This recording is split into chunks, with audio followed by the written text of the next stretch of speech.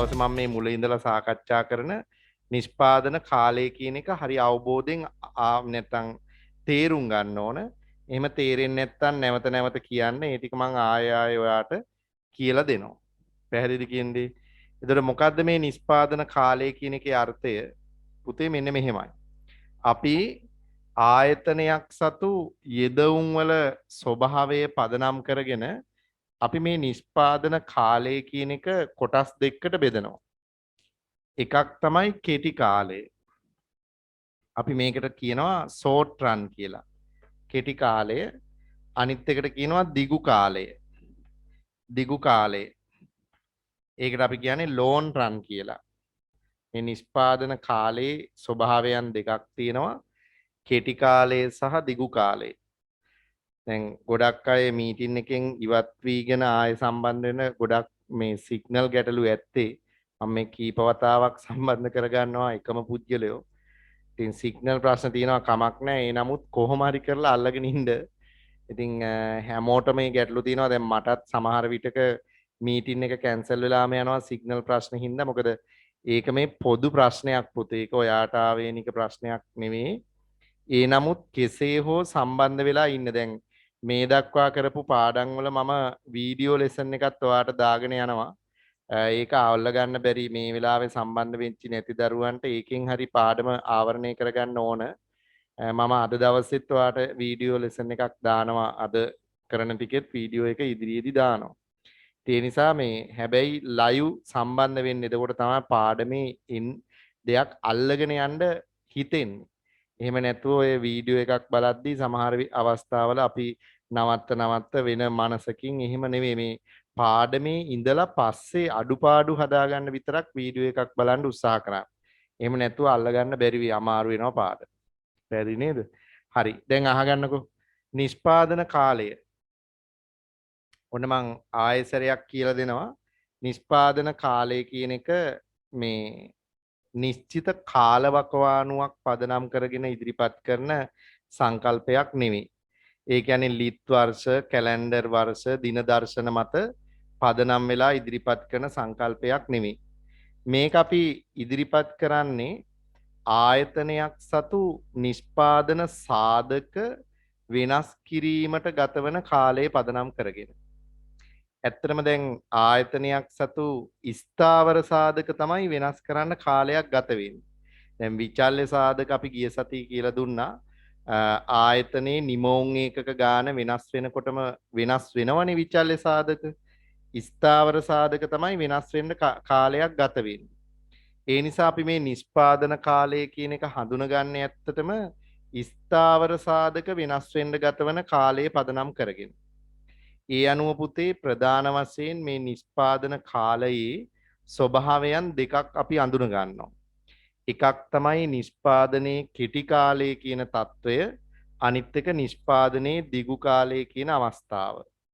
දැන් මෙන්න මේ දෙක තමයි ඔයාගේ විභාගෙට ඉදිරියටම යන්නේ. දැන් පිරිවැය පාඩමේ පිරිවැය ගැන කතා කළත්, ඵලදාව ගැන කතා කළත්, අයභාරය ගැන කතා කරත්, ලාභය ගැන කතා කළත් අපි මේ කෙටි කාලය හා දිගු කාලය කියන කාල දෙකට අනුව තමයි ඔය හැම සංකල්පයකම හැසිරීම ඉගෙන ගන්න.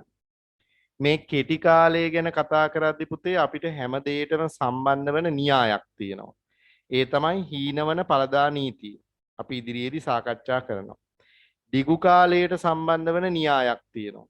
ඒ තමයි පරිමාණානුකූල පළදා නීතිය. එතකොට මේ කෙටි කාලය හා දිගු කාලයට අදාළ හීනවන පළදා නීතිය සහ පරිමාණානුකූල පළදා නීතිය පදනම් කරගෙන ආයතනයක පළදාව, ආයතනයක පිරිවැය, ආයතනයක අයභාරය, ආයතනයක ලාභය හැසිරීම පිළිබඳ තමයි මේ පාඩමේ දිගින් දිගටම අපි කතා කරන්නේ. ඒ වගේම ආයතනයක් ලාභ උපරිම කරමින් නිෂ්පාදනය කරන සමතුලිත මට්ටම කෙටි කාලයට හා දිගු කාලයට අදාළව කොහොමද වෙනස් වෙන්නේ කියන එක අපි ඉදිරියේදී සාකච්ඡා කරනවා පියවරෙන් පියවර. ඒ ටික තමයි මේ පාඩමේ ආවරණය කරගන්න තියෙන්නේ. හරි. දැන් මම පොඩ්ඩක් එන්නම් මේ නිෂ්පාදන කාලය කොහොමද අපි විශ්ලේෂණය කරගන්නේ කියලා දෙන්න. පුතේ මෙහෙමයි. අපි නිෂ්පාදනයේ කෙටි කාලය කියන එකෙන් අදහස් වෙන්නේ මෙන්න මෙහෙම දෙයක්. අපි කියනවා මේ ආයතනයක් ස්ථාවරයි කියන සාධක වෙනස් නොකර විචල්්‍ය සාධක විතරක් වෙනස් කරමින් නිෂ්පාදනය වැඩි කරගන්න පුළුවන් උපරිම කාලයට අපි කියනවා ඒ ආයතනයේ කෙටි කාලය කියලා. එහෙම කිව්වට එකපාරම තේරෙන්නේ මම උදාහරණ අරගෙන ආයෙ කියලා දෙන්නම්. දැන්ට එකපාරක් අහගෙන ඉන්නකොට ඒකට කීප වතාවක් අහගත්තාම මේක තේරෙනවා. පුතේ කෙටි කාලය කියලා කියන්නේ ආයතනයක් Taman සතු ස්ථාවර සාධක ස්ථාවරවම තියාගෙන විචල්්‍ය සාධක විතරක් වෙනස් කරමින් නිෂ්පාදනය වැඩි කරගන්න පුළුවන් උපරිම කාලයට අපි කියනවා ආයතනයේ කෙටි කාලය කියලා. එතකොට කෙටි කාලයේ තියෙන විශේෂ ලක්ෂණය තමයි ස්ථාවර සාධකයි විචල්්‍ය සාධකයි කියලා වර්ග දෙකක් තියෙනවා. විචල්්‍ය සාධක විතරයි වෙනස් වෙන්නේ. ස්ථාවර සාධක නොවෙනස්වම තියෙනවා. ඒ කියන්නේ ස්ථාවර සාධක වෙනස් වෙන්න ප්‍රමාණවත් කාලයක් නෙවෙයි කෙටි කාලය. කෙටි කාලය තුල තවදුරටත් ස්ථාවර සාධක ස්ථාවරවම තියෙනවා. විචල්්‍ය සාධක විතරයි වෙනස් වෙන්නේ. එම කාලයට අපි කියනවා කෙටි කාලය කියලා. එහෙනම් දිගු කාලය කියන්නේ මොකක්ද? මේන් අහගන්න. දිගු කාලය කියන්නේ පුතේ නිමවුම ප්‍රසාරණය කිරීම සඳහා ආයතනයක් සතු ස්ථාවර සාධක පවා වෙනස් කිරීමට ප්‍රමාණවත් වන කාලයට අපි කියනවා දිගු කාලය කියලා. එතකොට දිගු කාලයේදී ආයතනයේ සතු සියලුම සාධක වෙනස් වෙනවා. විචල්්‍ය සාධක කොහොමත් වෙනස් වෙනවනේ. මෙතන විශේෂත්වයේ ස්ථාවරයි කියන සාධකත් වෙනස් වෙනවා. අන්න ඒ කාලයට අපි හඳුන්වනවා ආයතනයේ දිගු කාලය කියලා. දැන් එහෙම කිව්වට ඔයාට තේරෙන්නේ නැත්නම් මෙන්න මේ උදාහරණය අහගෙන ඉන්නකො එතකොට හොඳට තේරෙයි. අපි හිතමු පුතේ ඇඟලුම් කර්මාන්ත ශාලාවක් තියෙනවා. ඉස්සල්ලාම ඇඟලුම් කර්මාන්ත ශාලාව කියන නම භාවිතා කරන්නේ නැතුව මම කියන්නම්කො කුඩා ටෙලර් ෂොප් එකක් තියෙනවා කියලා මුල් අවදියේදී. ඔන්න කුඩා ටෙලර් ෂොප් එකක් තියෙනවා. ඒ ටෙලර් ෂොප් එකේ විචල්්‍ය සාධකයේ විදිහට මම ගන්නෙ ශ්‍රමය. ශ්‍රමිකීන් සංඛ්‍යාව අපිට වෙනස් කරන්න පුළුවන් පුතේ පහසුවෙන්.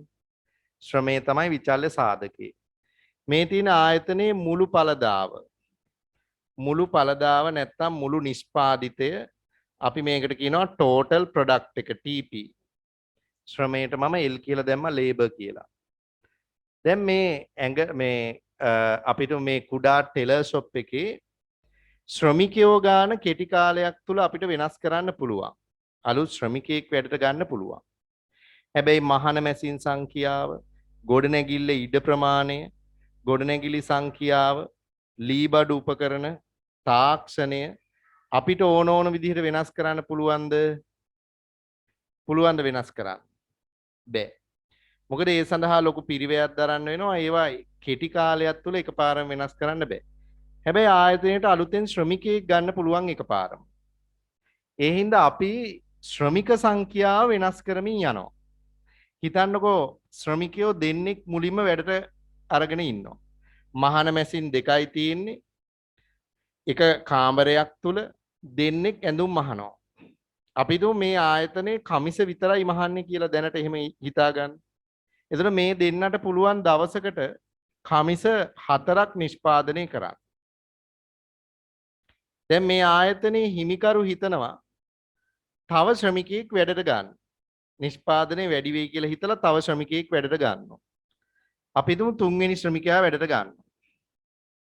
ඇත්තටම බලපුවාම නිෂ්පාදනය ඒකක 6 දක්වා නැත්නම් අපි තුමු 8 දක්වා වැඩි වුණා. ඒකක 8 දක්වා වැඩි වුණා. ඊට පස්සේ ආයතනයේ හිමිකරු හිතනවා තවත් ශ්‍රමිකයෙක් දාන්න. මොකද වැඩි වුණානේ නිෂ්පාදනය. හැබැයි මහන මැසින් ගාන වෙනස් කරෙත් නෑ. ලී බඩු උපකරණ, ගොඩනැගිලි ඉඩ ප්‍රමාණය මොනවත් වෙනස් කළේ නෑ. තව ශ්‍රමිකයෙක් වැඩට ගත්තා. අපිටම නිෂ්පාදනය තවදුරටත් වැඩි වුණා 10ක් වුණා. ආයතනයේ හිමිකරු බලනවා නිෂ්පාදනය වැඩි වෙනවා. තව එක්කෙනෙක් දානවා. අපිටම නිෂ්පාදනය වැඩි වුණා තවදුරටත් 11 දක්වා. අනිත් සාධක මොනවත් වෙනස් කරන්නේ නෑ. ඒ කියන්නේ මහන මැසින් තාම දෙකයි තියෙන්නේ. ලී බඩු අපි දුම් පුටු දෙකයි මේස දෙකයි තියෙන්නේ. ශ්‍රමිකයෝ 5 දෙනෙක් වැඩ. දැන් කමිස 11ක් නිෂ්පාදනය වෙනවා දවසට. ආයතනයේ හිමිකරු හිතනවා 6 වෙනි ශ්‍රමිකයාත් වැඩට දාන්න. අපි හිතමු නිෂ්පාදනයේ 11 මට්ටමේම තියෙනවා. අන්න බලන්න. දැන් මෙයා තව දුරටත් ශ්‍රමිකයෝ වැඩි කරන එකේ තේරුමක් තියනවද? නෑනේ පුතේ. මොකද ශ්‍රමිකයෝ විතරක් වැඩි කරගෙන ගිහිල්ලා 6 වෙනි ශ්‍රමිකයා දැම්මට පස්සෙත් මුළු නිෂ්පාදනය වෙනස් වුණේ නෑ. එහෙනම් අනිත් සාධක ටික නොවෙනස්ව තියාගෙන මේ විචල්්‍ය සාධකයේ විතරක් තවදුරටත් වැඩි කිරීමෙන් නිමවුම ප්‍රසාරණය කරන්න පුළුවන් ද ආයතනයේට? බෑ. එහෙනම් මෙතනදී ඔන්න හොඳට අහගන්න මම මේ කියන දේ. මේ දක්වා ආයතනයේ තුල ස්ථාවර සාධක ස්ථාවරවම තියෙනවා. විචල්්‍ය සාධකයේ වෙන ශ්‍රමිකීන් සංඛ්‍යාව විතරක් වෙනස් කරගෙන ආවා. එහෙනම් අන්න මේ කාලයට අපි කියනවා පුතේ කෙටි කාලය කියලා. ආයතනයක් සතු ස්ථාවර සාධක ස්ථාවරවම තියාගෙන විචල්්‍ය සාධක විතරක් වෙනස් කරමින් නිමවුම ප්‍රසාරණය කළ හැකි උපරිම කාලය තමයි කෙටි කාලය කියන්නේ. එහෙනම් මේ දක්වා ගතවන කාලයට අපි කියනවා පුතේ කෙටි කාලය කියලා. මේක තමයි කෙටි කාලය. ඒක මාසෙද දෙකද සතියේද දෙකද අවුරුද්දද දෙකද ඒක වැදගත් වෙන්නේ නැහැ. ඒකයි මං කිව්වේ එහෙම බලන කාලයක් නෙමෙයි. දැන් ස්ථාවර යෙදුම් ස්ථාවරව තියාගෙන විචල්්‍ය යෙදුම් විතරක් වෙනස් කරමින් නිමවුම වැඩි කරන්න පුළුවන් උපරිම කාලයක් තියෙනවා. එම කාලයට තමයි අපි කියන්නේ කෙටි කාලය කියලා. එහෙනම් තවදුරටත් මෙතනින් එහාට නිමවුම ප්‍රසාරණය කරන්න නම් ආයතනය මොකද්ද කරන්න වෙන්නේ? අර ස්ථාවරයි කියපු සාධකත් වෙනස් කරන්න වෙනවා. ඒ කියන්නේ අලුතෙන් මහන මැසින් මිලට ගන්න වෙයි, ගොඩනැගිල්ල ඉඩ ප්‍රමාණය වැඩි කරන්න වෙයි. නේද? දේශපුටු උපකරණ අලුතෙන් මිලට ගන්න වෙයි. අර ස්ථාවරයි කියන සාධක වෙනස් කරන්න වෙනවා. අන්න ඒ කාලයට කියනවා පුතේ දිගු කාලය කියලා. එහෙනම් මෙතනින් එහා ස්ථාවරයි කියපු සාධක ටිකත් වෙනස් වෙන්න ප්‍රමාණවත් කාලයක් ගත වෙලා. එම කාලයට තමයි අපි කියන්නේ දිගු කාලය කියලා. එහෙනම් තේරුම් ගන්න කෙටි කාලය කියන්නේ අවුරුද්දක් එතනින් එහා දිගු කාලය එහෙම කියන්න බෑ. ඒ විදිහට නෙමෙයි නිෂ්පාදන කාලය හඳුනගන්න. නිෂ්පාදන කාලය කියන්නේ පුතේ මේ කැලෙන්ඩර් දින දර්ශන ඒ වගේ මනින්න පුළුවන් කාලයක් නෙමෙයි. නිෂ්පාදන කාලය කියන එක හොයාගන්නේ ආයතනයේ සතු යෙදවුම් වෙනස් කිරීමට ගතවන කාලය පදනම් කරගෙන.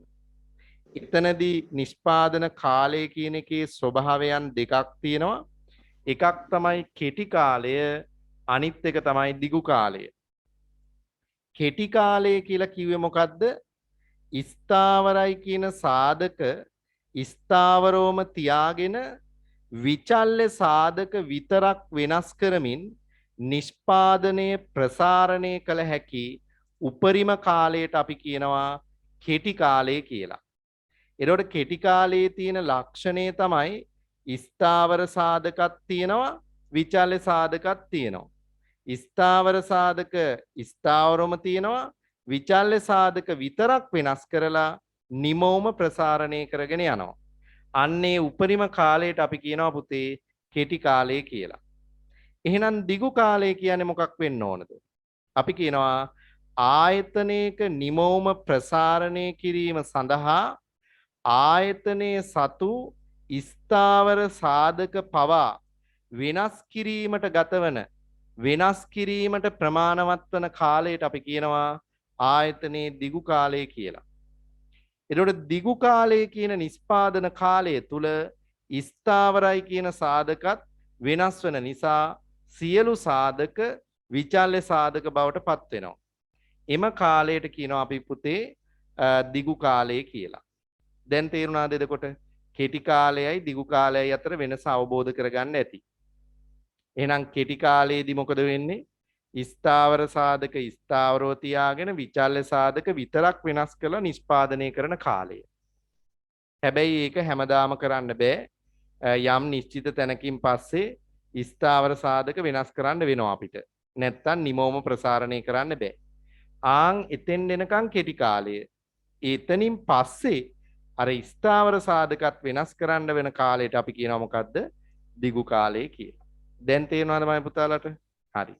එතකොට අපි මෙතනදී ඉදිරියේදී ඉගෙන ගන්න යනවා පුතේ ආයතනයක කෙටි කාලය කියන කාලය තුල ආයතනයේ නිෂ්පාදිතයේ හෙවත් පළදාවේ හැසිරීම තීරණය වෙන්නේ හීනවන පළදා නීතිය කියන න්‍යායට අනුව. ඒ මොකද්ද කියලා අපි කතා කරනවා. ඒ වගේම දිගු කාලයේදී ආයතනයක පළදාව හෙවත් නිෂ්පාදිතයේ හැසිරීම තීරණය වෙන්නේ පරිමාණානුකූල පළදා නීතියට අනුව. අපි බලනවා මොකද්ද මේ පරිමාණානුකූල පළදා නීතිය කියන්නේ? ඒකට අනුව කොහොමද ආයතනයේ පළදාව පිරිවැය හැසිරෙන්නේ කියලා අපි තීරණය නැත්තම් ඉගෙන ගන්නවා ඉදිරියේදී. ඒ ටික තමයි මේ පාඩමේ වරින් වර අපිට මේ කතා කරන්න තියෙන මාතෘකාව වෙන්නේ. හොඳයි. එහෙනම් දැන් අපි ටියුට් එකට යමු. ටියුට් එකේ පිටු අංක 3 බලා ගන්න. ටියුට් එකේ පිටු අංක 3 බලා ගන්න. ඒ වගේම මතක් කරන්න ඕනේ පුතේ දැන් මේ මාසෙට අදාළව ඔයාගේ පන්ති ගාස්තු ගෙවන්න සහ ටියුට් පේපර් ලබා දෙන ඒවා ගන්න දිනයක් අපි තීරණය කළා. ඔයාලා දැම්මම ලියා ගන්න කොලේක හරි එදිනට අනිවාර්යෙන් ආයුතුයි. මේ කියන දිනවල කොතනට ආවත් ප්‍රශ්නයක් නැහැ, ගැටලුවක් නැහැ. ඔයාට පහසු තැනකට පහසු විදියකට ඇවිල්ලා ටියුට් පේපර් අරගෙන පන්ති ගාස්තු ගෙවලා යන්න. පොළොන්නරුවට අපි එන්න කියන්නේ ළමයිට පොළොන්නරුවේ තිනෙත් ආයතනයේට මේ මාසේ 12 වෙනිදා 12 වෙනිදා උදේ 9 සිට 2 දක්වා පොළොන්නරුවේ තිනෙත් ආයතනයේට එන ළමයි එන්න ඕන. ඒ කියන්නේ එහෙට එන්න පහසු ළමයි එතෙන්ද එන්න. හිඟුරක්ගොඩට එන්න පහසු ළමයි හිඟුරක්ගොඩ දීපාලෝක ආයතනයට එන්න 13 වෙනිදා. 13 වෙනිදා උදේ 9 ඉඳලා 2 දක්වා. ඒක ලියාගත්තට කමක් නැහැ. පොළොන්නරුවට එන්නේ උදේ 9 ඉඳලා 2 දක්වා 12 වෙනිදා. හිඟුරක්ගොඩ දීපාලෝක ආයතනයේ දෙන්නේ 13 වෙනිදා උදේ 9 ඉඳලා 2 දක්වා. 14 වෙනිදා උදේ 9 ඉඳලා 12 දක්වා ඉන්නවා තාක්සිලා ආයතනයේ මැදිරිගිරියේ. ඊට පස්සේ 1 ඉඳලා 3 දක්වා දිවුලංකඩවල දර්පස්ට් ආයතනයේ ළමයිට ටියුට් ටික දෙනවා. ඒ හින්දා 14 වෙනිදා ටියුට් ගන්නේ මැදිරිගිරියේ ළමයිනුයි දිවුලංකඩවල ළමයිනුයි. ඔන්න ඒ ටයිම් ටේබල් එක ක්‍රියාත්මක වෙනවා. ඔයා අනිවාර්යෙන් පන්ති ගාස්තු ගෙවන්න වෙනවා. මොකද පන්ති කරගෙන යන්න අමාරුයි නැත්තම් පුතේ. ටියුට් ගන්න සහ පන්ති ගාස්තු ගෙවලා පේපර් කට්ටල ඒවා අරගෙන යන්න. මොකද දැන් රිවිෂන් පේපර් ටිකක් දෙන්න ඕන ඔයාට. ඒ පේපර් වල අංක ගහලා දෙන්නම්. ඒ ටික අපි සාකච්ඡා කරන්න දවසක් දාගත්ත හින්දා ඒ ටික කරගන්න පුළුවන්. ඒ වගේම දැනට ඔන්ලයින් පන්ති වලට සම්බන්ධ නොවි ඉන්න සාමාන්‍ය පන්තිය තුල හිටපු ළමයිට දැනුවත් කරන්න එදාට එන්න කියලා අනිවාර්යෙන් හම්බෙලා මාව කතා කරගෙන යන්න. මොකද ඒ ළමයිට වෙනමම හරි ඔන්ලයින් පන්තියක් හෝ ගෲප් ක්ලාස් එකක් හරි දාලා ඒ අතරමං වෙච්ච කොටස් ආවරණය කරලා දෙනවා මම. ඔයාලටත් පුළුවන් එහෙම කිසි මං එදත් කිව්වේ ඔයාලා එකතු වෙලා ගෲප් ක්ලාස් එකක් හදාගත්තොත් මම ඇවිල්ලා කරනවා. ඒ ළමයිට ගෲප් ක්ලාස් එකටයි ඔන්ලයින් පන්තියටයි දෙකටම සල්ලි ගන්නෙ නෑ මම. එක පන්තියකට පන්ති ගාස්තු ගන්නවා. ඒකෙන් ඔයාලට මේ පන්තියටත් සම්බන්ධ වෙන්න පුළුවන් ඔන්ලයින් පන්තියටත්. ඉතින් ඒ නිසා අවමෙන් ළමයි 10ක් විතර දාගෙන පන්තියක් හදාගන්න. 10ක් හෝ එයාට ඊට වැඩි නම් වෙන්න එපා. මොකද එහෙම වුණොත් ප්‍රශ්න ඇති වෙනවා. ඒ වගේම ඔයාලට මේ පහසු තැනක කියන්න මම ඇවිල්ලා පන්ති කරන්න. ඉතින් ඉදිරි මේ මාසය තුල එහෙම වැඩසටහනක් තමයි යන්නේ. ඉතින් ඒ නිසා දැන් ඉදිරියේදී මොන තත්ත්වයක් වේද කියලා කියන්න බෑ පුතේ. තාමත් තත්ත්වය අවදානම්. අපි දන්නේ නෑ කවදා පන්ති පටන් ගන්න දෙයිද කියලා. පන්ති තියා ඉස්කෝලේවත් පටන් ගන්න තාම නිශ්චිතව හරි ප්ලෑන් එකක් නෑ. කියන්නේ එහෙම වචනයක් දෙන්න බෑනේ. එහෙම ප්‍රශ්නයක් රටේ තියෙනවා කියලා ඔයාටත් තේරිලා තියෙනවනේ. දැන් එහෙන ඩේන්ජර් සිද්ධියක් යන්නේ. ඉතින් ඒ හින්දා අවදානමක් තියෙන හින්දා ඉතින් අපිට මේ ක්‍රමවලට හුරු වෙලා පුතේ කොහොම හරි කරලා දෙයක් කරගන්න පුළුවන්. දැන් මේ ගෲප් මට්ටමින් හරි කළොත් ඔයාලගේ මයික් ටික ඔන් කරගෙන මේ කැමරා ඔන් කරගෙන සාමාන්‍ය පන්තියක් විදිහට ඕන නම් ඔන්ලයින් පන්තියක් කරන්නත් පුළුවන් ගෲප් මට්ටමේ. ඔක්කොම ළමයි දාගත්තාම එහෙම කරන්න බෑ. එතකොට සිග්නල් ප්‍රශ්නයි ඔක්කොම එනවා. එතකොට කරන්න බෑ. අච්චාරුවක් වෙනවා, වැඩේ අසාර්ථකයි. ඒකයි මං කිව්වා ගෲප් මට්ටමින් ක්ලාස් එකක් දාගත්ත මේ කතා කරගන්න කියලා. එහෙම අර අල්ලගන්න බැරි වෙච්ච ළමයි ඉන්නවා නම් එහෙම හරි පන්තියක් සම්බන්ධ කරගෙන හැමෝම වැඩේ කරගන්න උත්සාහ කරන්න. එතකොට මට පුළුවන් ඒ අය වෙනම චෙක් කරලා බලන්න පන්ති වලට එන්නේ කවුද නැත්te කවුද ඔක්කොම හදාගෙන ඒ මට්ටමින් යන්න පුළුවන්. ඉතින් ඒ පන්ති වලට දැනට සම්බන්ධ වෙච්චි නැති දරුවන්ට ඒ පණිවිඩය දෙන්න අර 12 නැත්තම් 12 වෙනිදා 13 වෙනිදා 14 වෙනිදා දිනවල ඒ ආයතන වලට එන්න කියන්නේ යාලටත්. ඇවිල්ලා මම හැම වෙලේම මේ ආයතන වල ඒ දවස් තුනේ ඉන්නවා. මාත් එක්ක කතා කරලා එහෙම අදහස් අරගෙන යමක් කරගන්න. මොකද විභාග පුතේ තියෙනවා. විභාගයක් තියෙනවා, අනිත් එක විභාග ලේසි වෙන්නෙත් නැහැ. ඔයාලා තේරුම් ගත්තොත් හොඳයි ඔයාගේ අනාගතේ හදාගන්න මොකද කරන්න ඕන කියලා. මේ රටේ ඉන්න හෝ රටෙන් එළියට යන්න හරි උසස් පෙළ විභාගේ කරගන්න. ඉතින් ඒක අපි දන්න නිසා කියන්නේ. ඉතින් ඔයාලා ඒක වෙන විදිහකට තේරුම්ගෙන ඔක වෙන අර්ථකථන දාලා මොනවා හරි කරනවා නම් ඒක ඔයාගේ වැඩක්. ඒක මට කරන්න දෙයක් නැහැ. අර දැනෙන ළමයිට විතරයි කියන්න වෙන්නේ පුතේ. මොකද අපි අත්දැකීමෙන් දන්න දේ ඔයාලට ෂෙයා කරගෙන ඔයාට උපදේශයක් දීම අපේ යුතුයකම වගේම වගකීම වෙනවා. එතන ඉඳගෙන තමයි මම හැමදාම ඔය යම් දේවල් කියන්නේ. ඉතින් ඒ නිසා හැමෝටම ඒක වැදගත් වෙයි.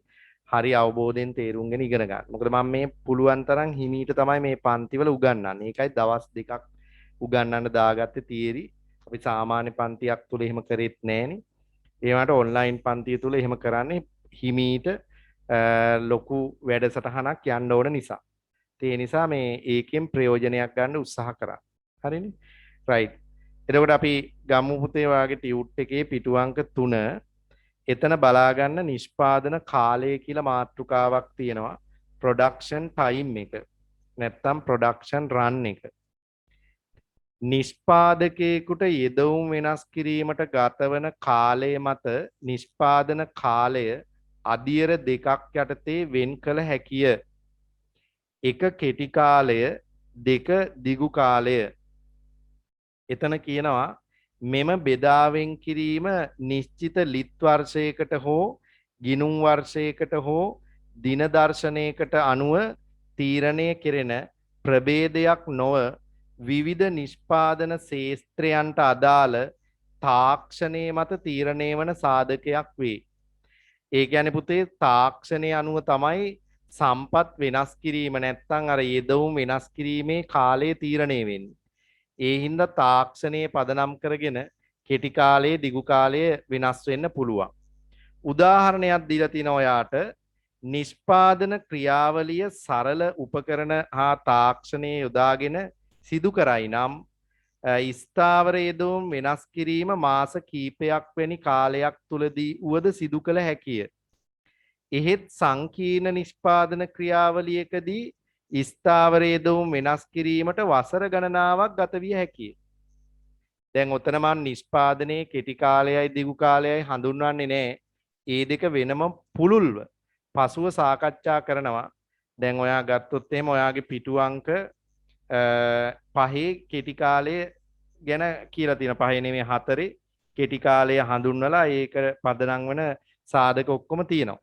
ඒ හින්දා මේ දෙක මම ඉදිරියේදී කතා කරනවා. දැනට මේ නිෂ්පාදන කාලය කියන්නේ මොකක්ද කියලා හැඳින්වීමක් විතරයි ඔයාට කියලා දුන්නේ මම. තේරුම් ගන්න. එතකොට තාක්ෂණයේ ස්වභාවය මත මොකද්ද මේක තීරණය වෙන්නේ කියලා මම චූටි උදාහරණයක් කරගෙන කියලා දෙන්නම්. චුට්ටක් අහගන්න මෙහෙම.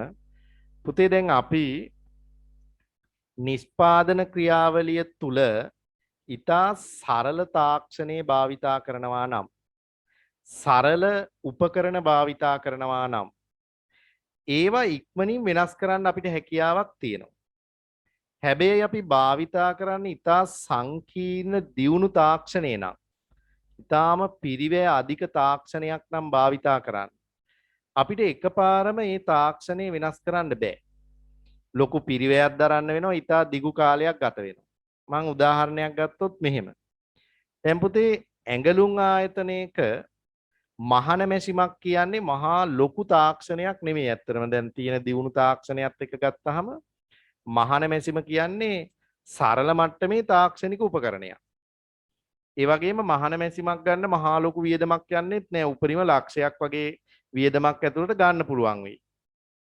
එතකොට ඇඟලුම් ආයතනයකට දරුවෝ මහන මැසිමක් ගන්නවා කියන එක අවුරුදු ගණනාවක් බලාගෙන ඉන්න දෙයක් නෑ. සමහර සතියෙන් දෙකෙන් මාසෙන් මහන මැසිමක් ගන්න පුළුවන්. ඒ කියන්නේ ඒ ආයතනයේ දිගු කාලේ ඉතා ඉක්මනින් එළබෙනවා කියන එකයි මම ඔය කිව්වේ. හැබැයි ඔයා හිතන්නකෝ විදුලි බලාගාරයක විදුලි ජනක යන්ත්‍රයක් ටර්බයින් එකක්. ඒක පුතා කෝටි ගාණක් වටින එකක්. ඒ වගේම මේක දියුණු තාක්ෂණය.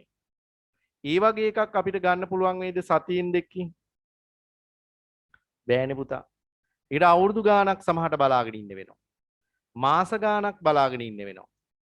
ඒ නිසා පුතේ එවැනි ආයතනයක දිගු කාලය කියන එක එළඹෙන්න ඇත්තටම සැලකිය යුතු කාලයක් ගත වෙනවා.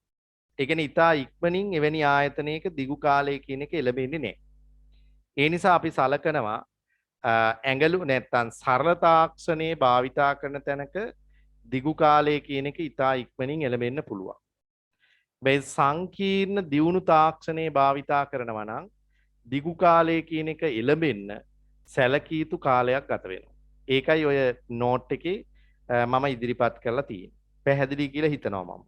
හරි තේරෙන්නේ නැත්නම් කියන්න ආයෙ කියලා දෙන්න පුළුවන් ඈ. හරි ඊළඟට එහෙනම් මම යනවා අලුත් මාතෘකාවකට.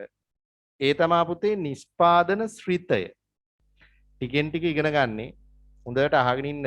තාම හරාත්මක කොටස් වලට ආවේ නැහැ පාඩමේ. පොඩි සංකල්ප ටිකක් ඉස්සෙල්ලා මම මේ කියා දීගෙන යන්න. නිෂ්පාදන ශ්‍රිතය. නිෂ්පාදන ශ්‍රිතය. හරි දැන් ඉස්සල්ලාම අහගන්නකෝ. ශ්‍රිතයක් කියන්නේ මොකක්ද? මෙතන ඉන්න දරුවෝ දන්නවා ශ්‍රිතයක් කියන්නේ මොකක්ද කියලා. ඔයා ඉගෙන ගත්තා ඉල්ලුන් ශ්‍රිත, සැපයුන් ශ්‍රිත නේද? එහෙම කතා කළානේ අපි ඉදිරියේදී මේ කලින් පාඩම් වලදී පුතේ. මම එතනදී කියලා දුන්නා පුතාලට ශ්‍රිතයක් කියන්නේ මොකක්ද කියලා. බාන්න මතකද කියලා මෙන්න මෙහෙම දෙයක් මම ඔයාලට කියලා දුන්නා. ශ්‍රිතයක් කියලා කියන්නේ ස්වායත්ත හා පරායත්ත කියන විචල්යන් දෙකක් අතර පවතින තාක්ෂණික සම්බන්ධතාවය. එහෙමනේ පුතේ අපි ඉගෙන ගත්තේ. ශ්‍රිතයක් කියලා කියන්නේ ස්වායත්ත විචල්යක් හා පරායත්ත විචල්යක් අතර තියෙන තාක්ෂණික සම්බන්ධතාවයට තමයි අපි කිව්වේ ශ්‍රිතයක් කියලා.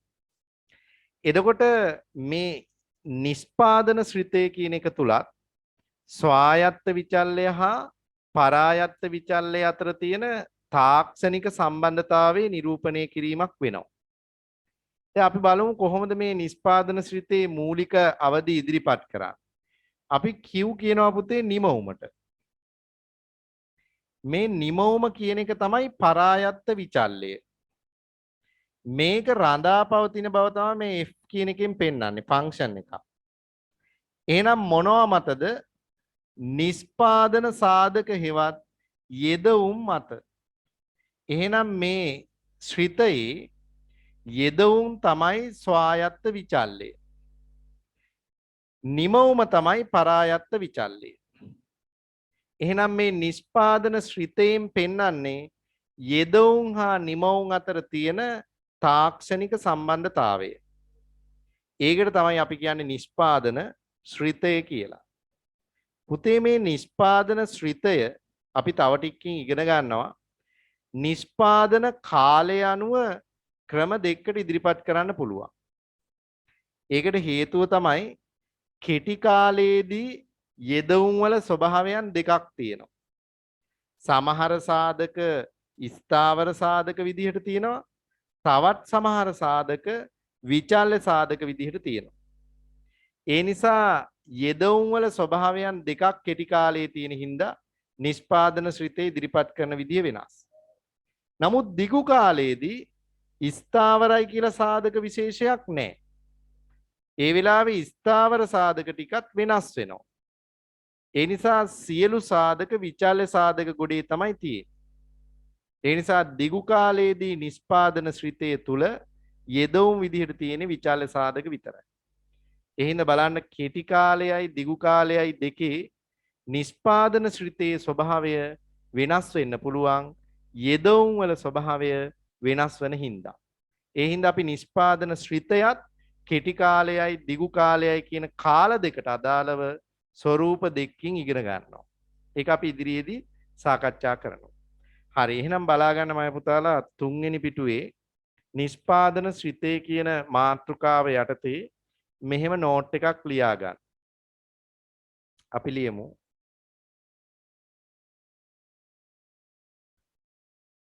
නිෂ්පාදන ක්‍රියාවලිය තුල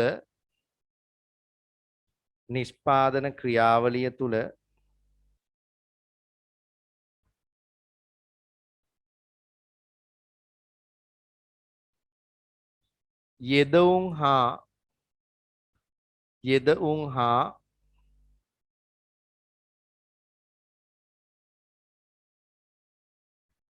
නිමැවුම් අතර පවත්නා යෙදවුම් හා නිමවුම් අතර පවත්නා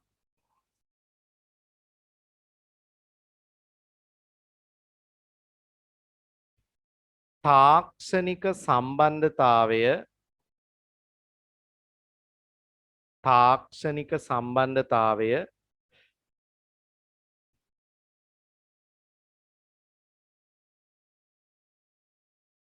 නිෂ්පාදන ශ්‍රිතේ ලෙස හඳුන්වයි.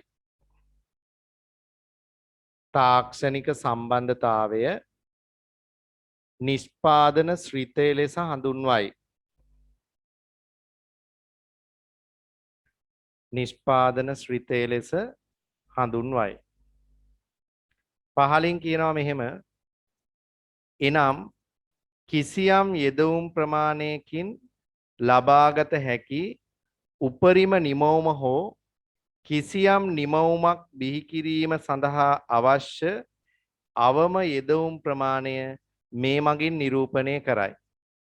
ඒ කියන්නේ පුතේ මේ නිෂ්පාදන ශ්‍රිතයෙන් පෙන්නනවා යෙදවුම් ප්‍රමාණයකට ලබාගත හැකි නිමවුම් ප්‍රමාණය කොච්චරද කියන එක හෝ අවම නිමවුමක් ලබා ගන්න යෙදවිය යුතු යෙදවුම් කොච්චරද කියන එක නිරූපණය වෙනවා. ඒ කියන්නේ නිමවුම් හා යෙදවුම් අතර සම්බන්ධය තමයි මේ ශ්‍රිතය මගින් නිරූපණය කරන්නේ.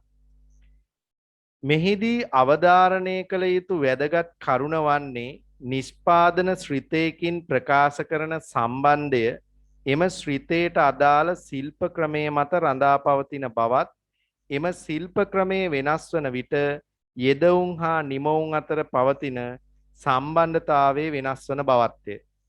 එතනින් කියලා තියෙන පුතේ අපි භාවිතා කරන තාක්ෂණය හා නිෂ්පාදන ශිල්ප ක්‍රමයේ ස්වභාවය මත යෙදවුම් හා නිමවුම් අතර තියෙන සම්බන්ධය වෙනස් වෙන්න පුළුවන්.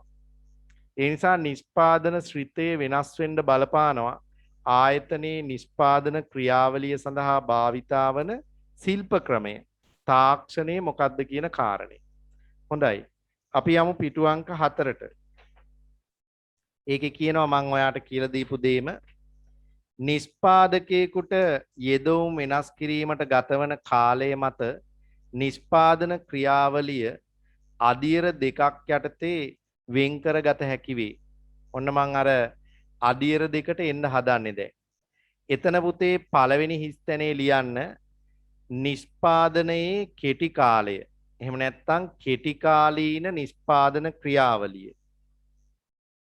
කෙටි කාලීන නිෂ්පාදන ක්‍රියාවලිය.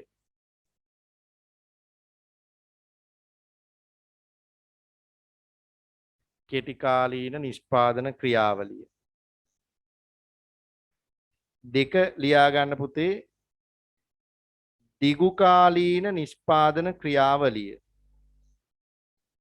දිගු කාලීන නිෂ්පාදන ක්‍රියාවලිය.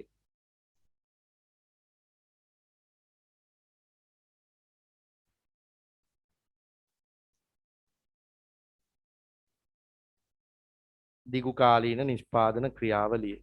හොඳයි. දැන් මම පුතාලා යන්නේ ඕකෙන් කෙටි කාලය හඳුන ගන්න. දැන් මතක් කරන්න බලන්න මම ඔයාට මේ දැන් චුට්ටකට කලින් කියලා දුන්නා කෙටි කාලය කියන්නේ මොකක්ද කියලා. නෝට් එකක් දුන්නේ නැහැ. බලමු මතකයෙන් කියන්න පුළුවන් කවුරු හරි මෙතන ඉන්නවා නම් කියන්න බලන්න. මොකද්ද කෙටි කාලය කියලා කියලා දුන්නා. ස්ථාවර යෙදුම් ස්ථාරව තබා ගැනීමෙන් විචල්්‍ය යෙදුම් වෙනස් කරමින් නිමවුම් නිර්මාණය කිරීම. very good.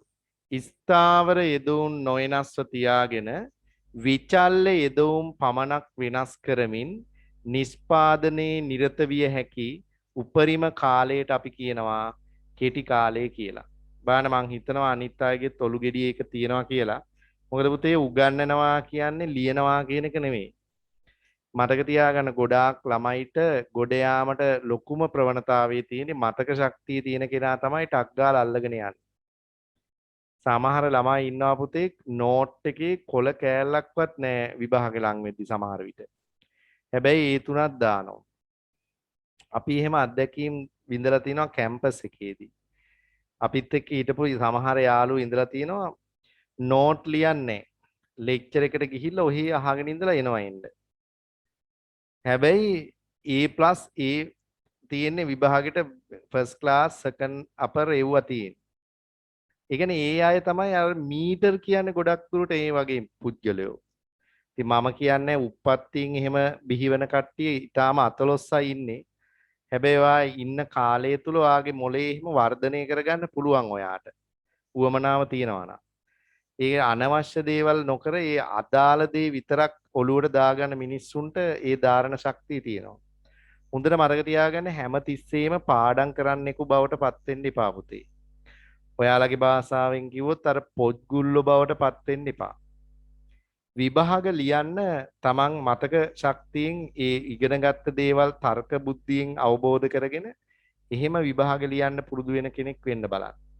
ඒක තමයි සාර්ථකත්වයේ පළවෙනිම දේ ළමයි. කටපාඩම් කරන මිනිස්සු සමහරට සමාජයට වැදගත් නැති වෙන්න පුළුවන්. හැබැයි ඉතින් බැරිම නම් කටපාඩම් හරි කරලා විභාගයකට දාගන්න වෙනවා. මොකද අපිට කඩයිමක් නෙතියින්නේ. ඒක කොහොමද දිනුවේ කියන එක වැදගත් නැහැ. මම ඒකයි කියන්නේ මම අවංකවම මේ කියන්නේ ඇත්ත. පුළුවන් නම් කොපි කරලා හරි විභාගේ පාස් වෙන්න ඕන. ගුරුවරයෙක් විදිහට මම දෙන උපදේශය වැරදෙන්න පුළුවන්. හැබැයි ඉතින් අපිට ගොඩ යන්න මොනවා හරි chance එකක් තියෙනවා නම් ඒ වෙලාවේ ඒක හරි ප්‍රයෝජනට අරගෙන අපේ විභාගය ගොඩ දාගන්න එක කරගන්න ඕන. මොකද මේ කඩයින් විභාගයක් තියෙන එක කොයි ආකාරයෙන් හරි සමත් වෙන්න ඕන. නේද? ඒ නිසා මේ මොනියම් හෝ ක්‍රමයකට උපක්‍රමශීලීව විභාගේ ගොඩ දාගන්න. ඒකේ මම පෙන්නන නැත්තම් වැදගත්ම හොඳම ක්‍රමය තමයි පුතේ මතක ශක්තිය වැඩි කරගෙන අවබෝධයෙන් විභාගෙ ලියන්න කටපාඩම් කරන්නේ නැතුව. හරි. අපි යමු කෙටි කාලය ගැන ලියා ගන්න. ලියන්න මෙහෙම. ආයතනයක් සතු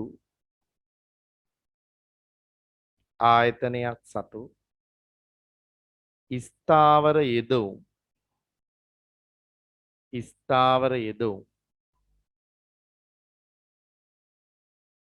නොවෙනස්ව තබාගෙන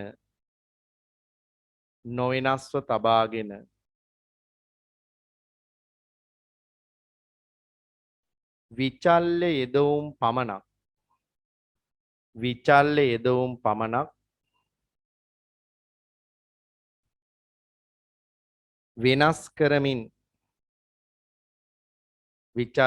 පමණක් වෙනස් කරමින්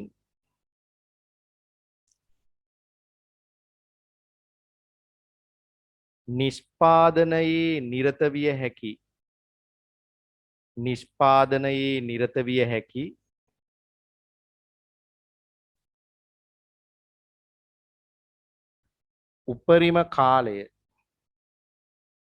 උපරිම කාලය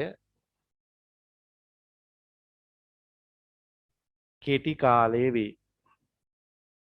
නිෂ්පාදනයේ නිරත විය හැකි උපරිම කාලය කෙටි කාලය වේ.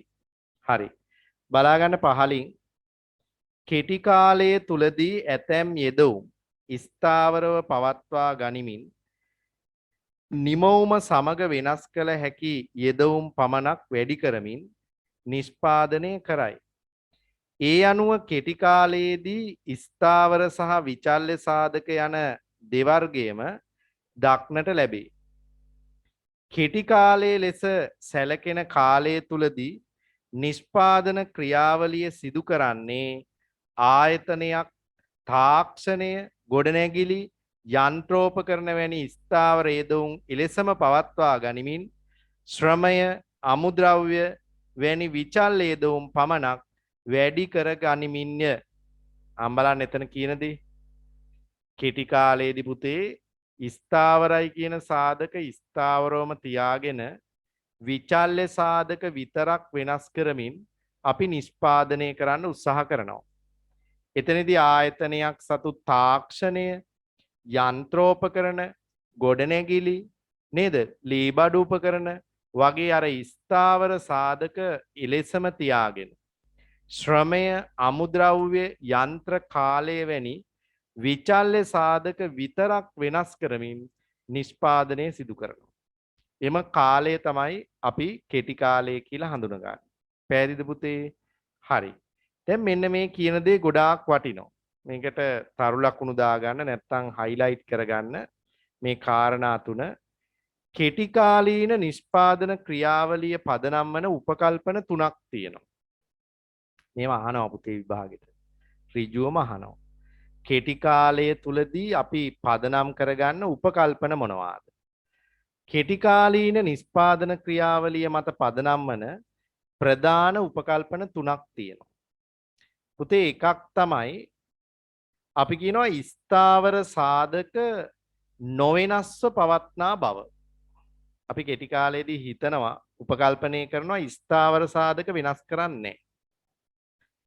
දෙවෙනි උපකල්පනය තමයි විචල්්‍ය සාධක සමජාතීය වන බව. ඒ කියන්නේ විචල්්‍ය සාධක සියල්ල නිමවුමත් සමග එකම විදිහට වෙනස් වෙනවා. නිමවුම වැඩි කරද්දි වැඩි වෙනවා, අඩු කරද්දි අඩු වෙනවා. ඒ සමජාතීය. එකම ස්වභාවයෙන් විචල්්‍ය සාධක වෙනස් වෙනවා. තුන්වෙනි උපකල්පනය තමයි නිෂ්පාදන තාක්ෂණය වෙනස් වෙන්නේ නැහැ කියන එක. අන්න ඒක වැදගත්. ඔන්න ඔය කියන උපකල්පන තුන තමයි කෙටි කාලීන නිෂ්පාදන ක්‍රියාවලිය මත පදනම් වන උපකල්පන මොනවාද කියලා අහුවොත් ලියන්න. මොනවද එතකොට අපි ලියන්න ඕන? එක ස්ථාවර සාධක ස්ථාවරවම පවත්නා බව. දෙක විචල්්‍ය සාධක සියල්ල සමජාතීය වන බව. තුන නිෂ්පාදන තාක්ෂණය නොවෙනස්ව පවත්නා බව. ඔන්න ඔය කියන උපකල්පන තුන පදනම් කරගෙන තමයි පුතේ අපි කෙටි කාලය කියන එක ඉදිරිපත් කරලා තියෙන්නේ. එහෙනම් අය පුතාලා එතන ලියන්න පළවෙනි එක මෙහෙම පාඩම් කරන්න වෙනවා මේ තුන නම් ඈ. ලියා ගන්න ආයතනයේ සතු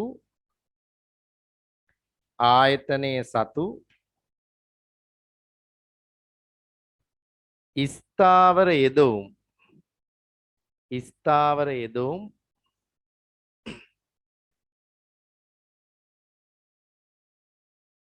නොවෙනස්ව පවත්නා බව. ආයතනයේ සතු ස්ථාවර යෙදවුම් නොවෙනස්ව පවත්නා බව.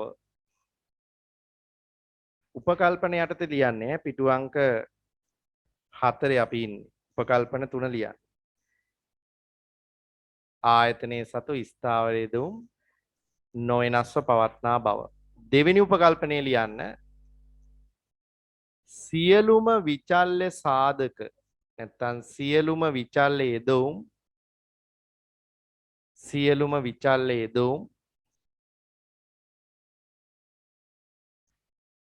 සමජාතීය ස්වභාවයක් ගන්නා බව. සියලුම විචල්්‍ය යෙදවුම් සමජාතීය ස්වභාවයක් ගන්නා බව.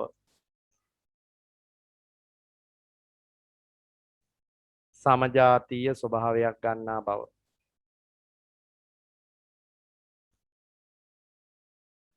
ඊළඟ එක තුන්වෙනි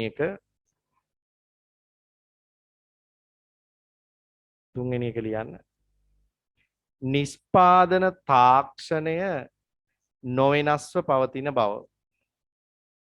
නිෂ්පාදන තාක්ෂණය නොවෙනස්ව පවතින බව. හරිනේ? right.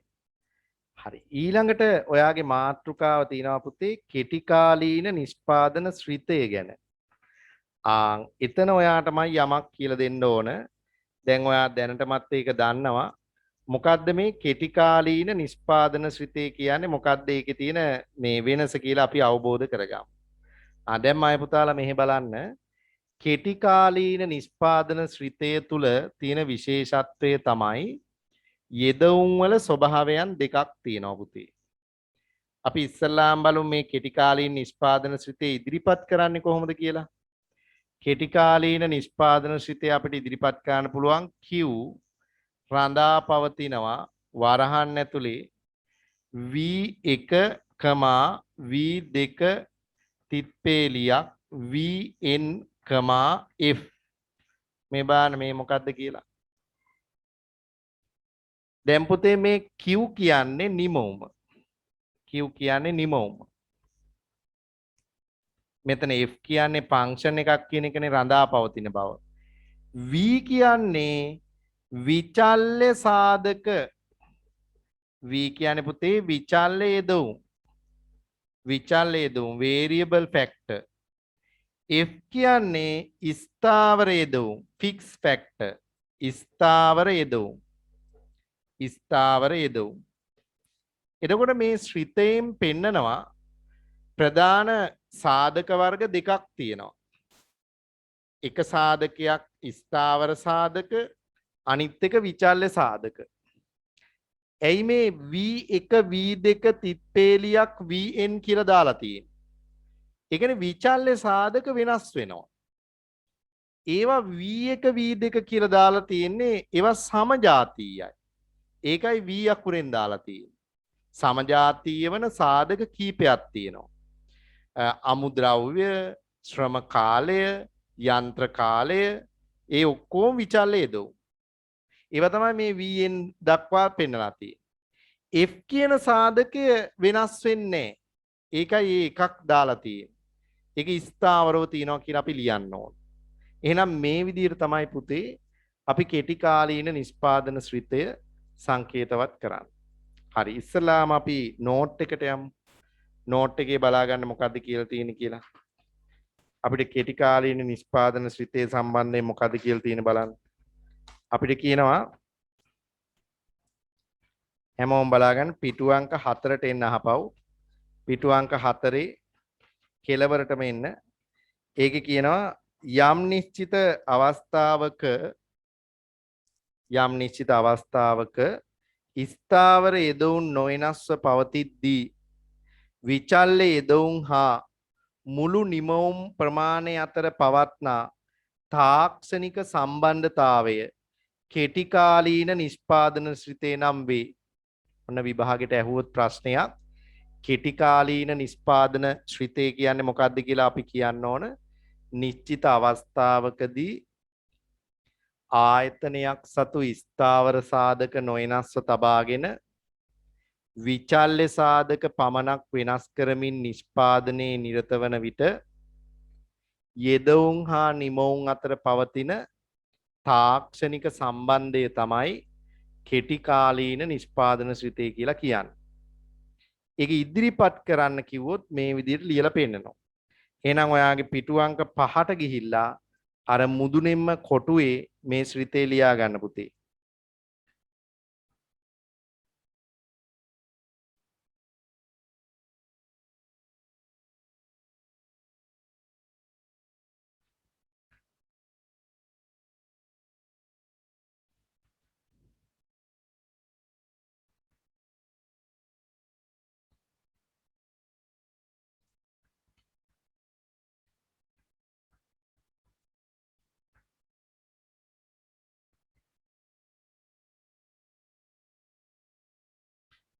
හරිද?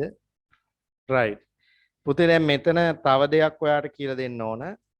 මේ F කියන එක වෙනුවට අපිට දාන්න පුළුවන් සමහර වෙලාවට K කියලා. ඒ හින්දා ඇල ඉරක් දාලා මෙතන K දාන්න පුළුවන්. V කියන එක වෙනුවට L දාලා ශ්‍රිත තියෙන්න පුළුවන්. ඒ කියන්නේ කොටිම කිව්වොත් ඔයාට ඕන නම් වෙනම පෑනකින් මේක ලියුව හැකි Q රඳා පවතිනවා L1, L2 තිත්පේලියක් Ln, K කියලා ලියන්නත් පුළුවන්. මෙහෙම තියෙන්නත් පුළුවන් සමහර පොත්පත්වල මේ නිෂ්පාදන ශ්‍රිතය. ඒ කියන්නේ L කියන්නේ labor, K කියන්නේ capital. labor කියන්නේ ශ්‍රමය, capital කියන්නේ ප්‍රාග්ධනය. ඒතර ප්‍රාග්ධනය ස්ථාවර සාධකයක් විදිහට පෙන්නනවා. labor ශ්‍රමය කියන එක විචල්්‍ය සාධකයක් විදිහට පෙන්නනවා. එහෙමත් තියෙන්න පුළුවන් සමහර පොත්පත්වල. හැබැයි ඔයා මේ උඩ අපි මුලින්ම ලියපු ශ්‍රිතේ ලියන්නේ ඒක තමයි ගොඩක් දුරට වර්තමානයේ භාවිතා වෙන්නේ. හරි. රයිට්. එහෙනම් අපි එතනින් පහළ කොටසට යමු පුතේ. බලන්නේ නෝට් එක දිහා හැමෝම අවබෝධයෙන් බලාගෙන ඉන්න.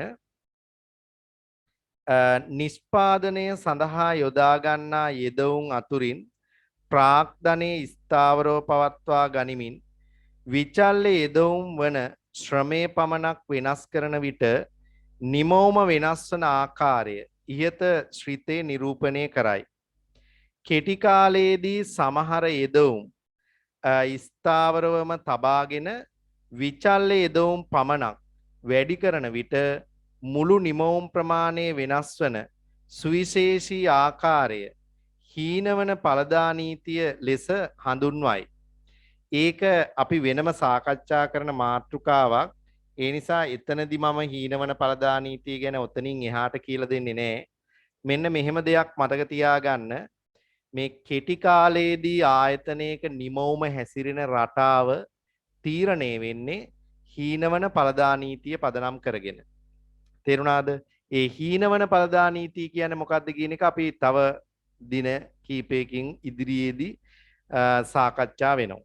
ඉතින් ඒ ගැන කලබල වෙන්න එපා. ඒකට හීනවන ඵලදා නීතියට අනුව කොහොමද ඵලදාව වෙනස් වෙන්නේ, කොහොමද පිරිවැය හැසිරෙන්නේ, ඒ නීතිය මොකක්ද කියන එක අපි තව වෙලාවකින් ඉගෙන ගන්නවා. ඉදිරි කොටසදී ඉගෙන ගන්නවා. අද දවසේ පුළුවන් වේද බලමු. අපි ඊළඟ දවසේ කොහොමත් ඒක අනිවාර්යයෙන්ම ඉගෙන ගන්නවා. පැහැදිලිද කියන එක? හරි. එතකොට දැන් දැනට ඔයා මතක තියාගන්න ඕනේ කෙටි කාලීන නිෂ්පාදන ශ්‍රිතය හැඳින්වීම හා කෙටි කාලීන නිෂ්පාදන ශ්‍රිතය තුල මේ යෙදවුම් ඉදිරිපත් කරන ආකාරය. මම තව එකම වතාවක් ඔයාට මම කිව්වොත් මොකද්ද පුතේ එතකොට කෙටි කාලීන නිෂ්පාදන ශ්‍රිතයෙන් කියන්නේ? මොකද්ද කෙටි කාල නිෂ්පාදන ශ්‍රිතය කියලා කියන්නේ? නිශ්චිත අවස්ථාවකදී ආයතනයක් සතු ස්ථාවර යෙදවුම් නොවෙනස්ව තබාගෙන විචල්්‍ය යෙදවුම් පමණක් වෙනස් කරමින් නිෂ්පාදනයේ නිරත වන විට එකී යෙදවුම් හා නිමවුම් අතර පවත්නා තාක්ෂණික සම්බන්ධතාවයට අපි කියනවා කෙටි කාලීන නිෂ්පාදන ශ්‍රිතය කියලා.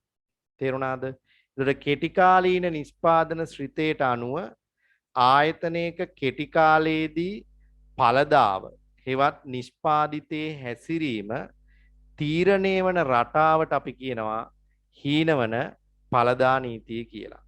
පැහැදිලිද පුතේ? හරි. එහෙනම් අපි යමු ඊළඟ කොටසට. නිෂ්පාදිතයේ හැසිරීම කෙටි කාලීන නිෂ්පාදන ක්‍රියාවලිය තුල භාවිතා වන සංකල්ප කීපයක් ඉගෙන ගන්න යන්න. පුතේ මේ අපි මුලින්ම යන්නේ මේ කෙටි කාලීන නිෂ්පාදන ශ්‍රිතයට අදාළව මේ නිමවුමේ සංකල්ප තුනක් අපි කියලා දෙන්න යනවා. බලා ගන්න හරි අවබෝධයෙන් අහගෙන ඉන්න. මේ නිමවුම කියන එකන නිෂ්පාදිතය. එහෙම නැත්නම් අපි මේ පාඩමේදී මේකට කියන්නේ ඵලදාව කියලා. මේ නිෂ්පාදන ක්‍රියාවලිය තුල කෙටි කාලීන නිෂ්පාදන ක්‍රියාවලිය තුල නිමවුම එහෙම නැත්නම් නිෂ්පාදිතය ඒකටම තමයි කියන්නේ ඵලදාව. ප්‍රොඩක්ට් එක ප්‍රධාන ස්වරූප තුනකින් යුක්ත වෙනවා. මේකේ ප්‍රධාන සංකල්ප තුනක් අපි ඉගෙන ගන්නවා. එක මුළු නිෂ්පාදිතය. එහෙම නැත්නම් ඒකටම තමයි අපි කියන්නේ පුතේ මුළු ඵලදාව. මේකට සංකේතයක් දෙනවා total product එක. TP කියලා කියන්නේ. total product. මේ සංකේත වටිනවද? ඔයාට ගණන් හදන්න තියෙනවා ඉස්සරහට ඒකයි. සමීකරණ ගොඩනගන්න තියෙනවා. එතකොට TP කියන්නේ මොකද්ද කියලා ඔයාට තේරෙන්න ඕන. ඊළඟට මොකද්ද මේ දෙවෙනි සංකල්පයේ තමා පුතේ සාමාන්‍ය නිෂ්පාදිතය. සාමාන්‍ය නිෂ්පාදිතය. ඒකට කියන වෙනත් නමක් තමයි සාමාන්‍ය ඵලදාව. සාමාන්‍ය ඵලදාව. අපි මේකට ඉංග්‍රීසියෙන් කියන්නේ average product එක. AP කියලා කියන්නේ. average product. ඊළඟට තුන්වෙනි සංකල්පයට අපි කියනවා පුතේ ආන්තික නිෂ්පාදිතය. ආන්තික නිෂ්පාදිතය. එහෙම නැත්නම් වෙන නමක් කිව්වොත් ආන්තික ඵලදාව. ආන්තික ඵලදාව. මේකට කියනවා පුතේ marginal product එක. MP කියලා කියන්නේ. marginal product. මෙන්න මේ තුන් දෙනාගේ නිර්වචන සහ මේ අය ගණනය කරන සමීකරණ අපි ඉගෙන ගන්න ඕන. දැන් මුළු ඵලදාව නම් අපිට දෙනවා. හැබැයි සාමාන්‍ය ඵලදාව හා ආන්තික ඵලදාව කියන දෙක අපිට ගණනය කරන්න වෙන්නේ. ඒවා කොහොමද හොයාගන්නේ කියන එක ගණනය කරන්නේ කොහොමද කියන එක අපි ඉගෙන ගන්න වෙනවා. හරි දැන් මාය පුතාලා හොඳට අහගන්න.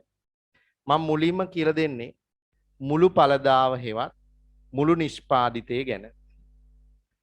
මොකද්ද මේ මුළු නිෂ්පාදිතය? මොකද්ද මේ මුළු ඵලදාව? අපි කෙටි කාලයට අදාළව සාකච්ඡාව කරන්න. පුතේ මුළු ඵලදාව එහෙම නැත්නම් මුළු නිෂ්පාදිතය කියලා අදහස් කරන්නේ කෙටි කාලයේදී ආයතනයක් නිෂ්පාදන ක්‍රියාවලිය තුල ස්ථාවර හා විචල්්‍ය සාධක එක විට මිශ්‍ර කරමින් නිෂ්පාදනයේ නිරත වන විට නිශ්චිත කාල පරිච්ඡේදයක් තුල ලබාගත හැකි සමස්ත නිමවුම් ප්‍රමාණයට අපි කියනවා මුළු ඵලදාව කියලා. ආයෙත් මං කියන්නම් අහගෙන ඉන්න. කෙටි කාලයේදී නිෂ්පාදන ක්‍රියාවලිය තුල ස්ථාවර හා විචල්්‍ය සාධක එක විට මිශ්‍ර කරමින් කිසියම් කාල පරිච්ඡේදයක් අවසානයේදී ලබාගත හැකි මුළු නිමවුම් ප්‍රමාණයට අපි කියනවා මුළු ඵලදාව හේවත් මුළු නිෂ්පාදිතය කියලා. ඒකට තමයි අපි කියන්නේ මුළු නිෂ්පාදිතය කියලා. ඒතකොට ඒක අපිට දෙනවා. ඒක අපිට සංඛ්‍යා ලේඛනේ දෙනවා. ශ්‍රමිකයෝ දෙන්නයි මහාන මැසින් මෙච්චරයි කමිස මෙච්චරයි. ශ්‍රමිකයෝ 3 දෙනයි මහාන මැසින් මෙච්චරයි කමිස මෙච්චරක් නිපද. අපිට මුළු ඵලදාව දිනෙන් දින ගණනය කරලා දෙනවා.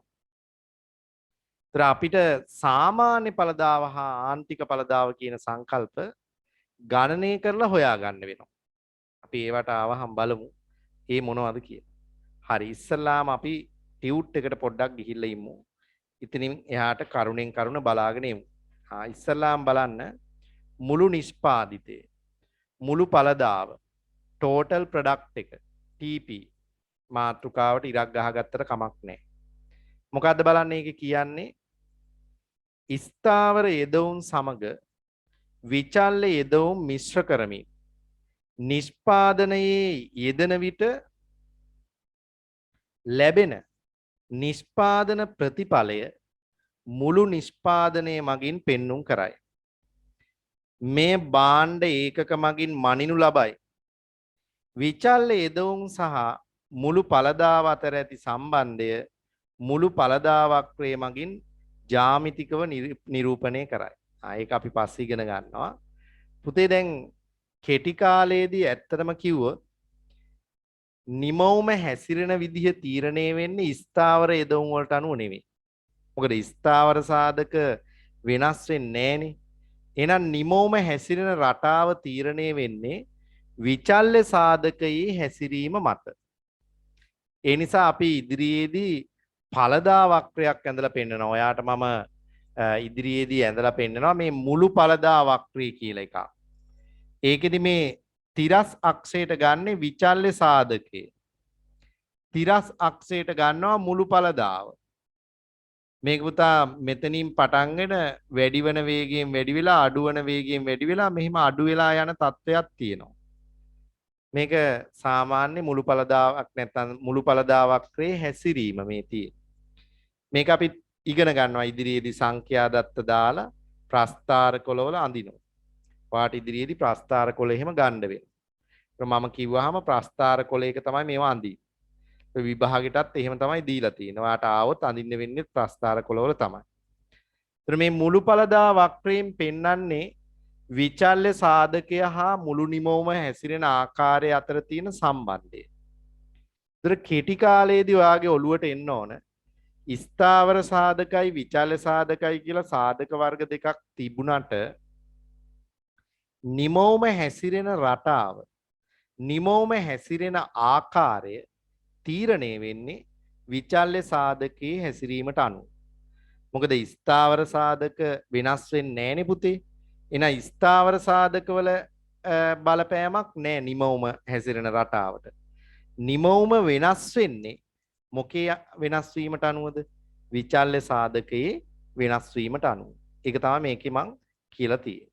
හරි. ඊළඟ කාරණේ අපි ඉගෙනගෙන නෝට් එකට යමු. සාමාන්‍ය ඵලදාව. දැන් හැමෝම මෙහෙ බලා ගන්න ඕන.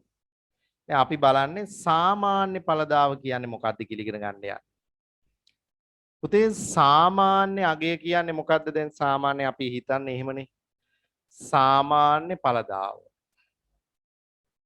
සාමාන්‍ය නිෂ්පාදිතේ නැත්තම් සාමාන්‍ය ඵලදාවට අපි කියන්නේ average product එක AP. දැන් අපි සාමාන්‍ය අගය හොයන්නේ කොහොමද? දැන් ඔයාගෙන් අහනවා ඔයා පන්තියේ පළවෙනියද දෙවෙනියද කියලා හොයද්දී ඔයාගේ විෂයන් 3 හෝ 4 සාමාන්‍ය ලකුණු ප්‍රමාණය හොයනව නේද පුතේ? කොහොමද අපි ඒක හොයන්නේ? මුළු ලකුණු ප්‍රමාණය විෂයන් ගානෙන් බෙදලා සාමාන්‍ය ලකුණු කියලා එකක් හදනවනේ. අපි තුමු ඔයාගේ ප්‍රධාන විෂයන් 3ට ලකුණු 300න් 240ක් තිබ්බා කියලා. එතකොට මුළු ලකුණු ප්‍රමාණය 240 ඔයා 3න් බෙදපුවාම උත්තරයක් එනවා 80යි කියලා. එතකොට ඔයා කියනවා එක විෂයකට ලකුණු 80ක මට්ටමේ තිබිලා තියෙනවා කියලා. ඇත්තටම මේ පෙන්වන්නේ ඇත්ත අගයක්ද? නෑ. වැරදි. සාමාන්‍ය අගයක් පෙන්වන්නේ. ඒ කියන්නේ සමහරට එක විෂයකටවත් හරියටම 80ක් තියෙන විෂයක් නෑ. සමහර විෂයක් තියෙන පුළුවන් ලකුණු 90 ගාණක් තියෙනවා. සමහර විෂයකට ලකුණු 70 ගාණක්. සමහර විෂයකට ලකුණු 60 ගාණක්. තුනේම එකතුව 240ක් වෙලා. ඒක තුනෙන් බෙදපුවාම 80යි කියලා පෙන්නනවා. එතකොට ඒකෙන් පෙන්වන චිත්‍රය 100%ක් නිවැරදි නෑ. හැබැයි අපිට පෙන්වන්න පුළුවන් යම් දර්ශකයක් යම් දිශාවක් පෙන්වන්න පුළුවන්.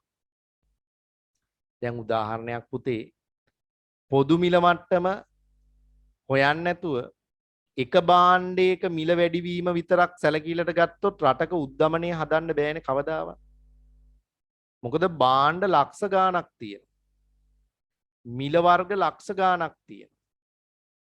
ඒවා වෙනස් වීමත් එක එක දිශාවට එක එක ප්‍රතිශතයන් වලින්.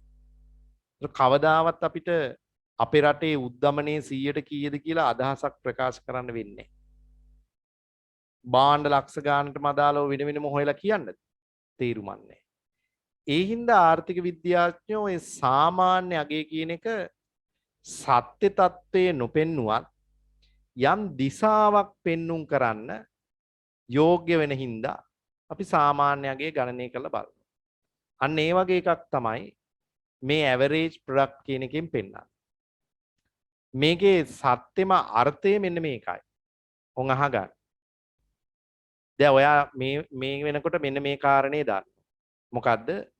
කෙටි කාලයේදී ආයතනයක නිමවුමේ හැසිරීම තීරණය වෙන්නේ ස්ථාවර සාධකවලට අනුව නෙවෙයි විචල්්‍ය සාධකවලට අනුව. ඒක ඔය පුතාලා දන්න. එහෙනම් විචල්්‍ය සාධකයේ අපි සාමාන්‍ය ඵලදාව කියලා කියන්නේ පුතේ විචල්්‍ය සාධකයේ එක ඒකකයක් සඳහා ලැබෙන සාමාන්‍ය නිමවුම් ප්‍රමාණය කොච්චරද කියන එක. විචල්්‍ය සාධකයේ එක ඒකකයක් සඳහා ලැබෙන සාමාන්‍ය නිමවුම් ප්‍රමාණය. ඒක උදාහරණයක් දීපුවම ඔයාලට තේරෙයි. ගණනය කරන විදිය බලමු ඉස්සෙල්ලා. මේ සාමාන්‍ය ඵලදාව කියන එක හොයනවා මෙහෙම. සාමාන්‍ය ඵලදාව සමානයි ඉරින් උඩට ගන්නවා අපි මුළු ඵලදාව. මුළු ඵලදාව එහෙම නැත්නම් මුළු නිෂ්පාදිතය බෙදන්නේ විචල්්‍ය යෙදවුම් ඒකක ගණනේ. විචල්්‍ය යෙදවුම් ඒකක ගන්න. විචල්්‍ය යෙදවුම් ඒකක ගන්නෙන් බෙදනවා. එහෙනම් ඉංග්‍රීසි සංකේතවත් කළොත් ඇවරේජ් ප්‍රොඩක්ට් එක සමානයි ටෝටල් ප්‍රොඩක්ට් එක බෙදනවා L වලින්. අන්න ඒකයි මං කිව්වේ සංකේත මතක තියෙන්න ඕනි කියලා. එතකොට එක ශ්‍රමිකයෙක් නිෂ්පාදනයේට කොච්චර දායක වුණාද කියන එක තමයි මේ හොයන්නේ. ඒක තාමත් තේරුන්නේ නැත්තම් මෙන්න මේ උදාහරණය ගන්නකො. අර අපි කලින් කියපු ටේලර් ෂොප් එකේ කලින් කියපු අර පොඩි කුඩා ටේලර් ෂොප් එකේ විචාල්‍ය සාධකයේ L මේ මුළු ඵලදාව. එතකොට මට ඕනේ සාමාන්‍ය ඵලදාව. ඇවරේජ් ප්‍රොඩක්ට් එක ඕනේ. ශ්‍රමිකයෝ දෙන්නෙක් ඉන්නකොට කමිස 4ක් මහනවා නම් එක ශ්‍රමිකයෙක්ගේ දායකත්වයේ කොහොමද හොයන්නේ අපි? මුළු කමිස ප්‍රමාණය ශ්‍රමිකයෝ සංඛ්‍යාවෙන් බෙදනවා. එතකොට එක ශ්‍රමිකයෙක් දායක වෙලා තියෙනවා කමිස දෙකකට. තුන්වෙනි ශ්‍රමිකයා දාපුවාම කමිස සංඛ්‍යාව 8 දක්වා වැඩි වුණා. එහෙනම් 3 දෙනෙක් ඉන්නකොට එක්කෙනෙක් නිපදවපු කමිස ප්‍රමාණය හොයන්නේ කොහොමද? මේ මුළු කමිස ප්‍රමාණය 3ෙන් බෙදන්න. එතකොට 2.66ක් එනවා. 2.66ක් එනවා.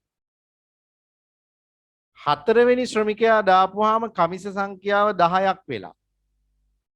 එක ශ්‍රමිකයෙක්ගේ දායකත්වයේ 2.5යි. පුතේ මෙන්න මේක තමයි සාමාන්‍ය ඵලදාව කියන්නේ. මොකක්ද එහෙනම් සාමාන්‍ය ඵලදාව කියන එකේ අර්ථය වෙන්නේ? විචල්්‍ය සාධකයේ එක් ඒකකයක් සඳහා ලබාගත හැකි සාමාන්‍ය නිමවුම් ප්‍රමාණයට තමයි අපි කියන්නේ සාමාන්‍ය ඵලදාව කියලා. විචල්්‍ය සාධකයේ එක් ඒකකයක් සඳහා ලැබෙන සාමාන්‍ය නිමවුම් ප්‍රමාණයට අපි කියනවා සාමාන්‍ය ඵලදාව කියලා. ඒ කියන්නේ මුළු ඵලදාව විචල්්‍ය යෙදවුම් ඒකක ප්‍රමාණයෙන් බෙදපුවාම එක විචල්්‍ය සාධකයක නිමවුම් මට්ටම අපිට ගණනය කරන්න පුළුවන්. එතනදී ඔයා මතක තියාගන්න ඕන මේ සාමාන්‍ය ඵලදාව කියන ඉලක්කම සත්‍ය අගයක් නිරූපණය කරන්නේ නැහැ. සාමාන්‍ය අගයක් තමයි මේකෙන් පෙන්වන්නේ. පැහැදිලිද? තවමත් ගැටලු තියෙනවා නම් අහන්න පුළුවන්. මම එහෙනම් නෝට් එකට යනවා. කාට හරි ගැටලු තියෙනවද පුතේ? ලොකු කොටසක් ආවරණය කරන්න බෑ දවසකට. එහෙම වුණොත් ඔයාගේ ඔලු ගෙඩිය සවුත් වෙනවා. ටික ටික ඉගෙන ගමු මේ පාඩම පොඩ්ඩක් අමාරු නිසා. දවසකට යම් ප්‍රමාණයක් ඔලුවට දාගත්තාම ඇති.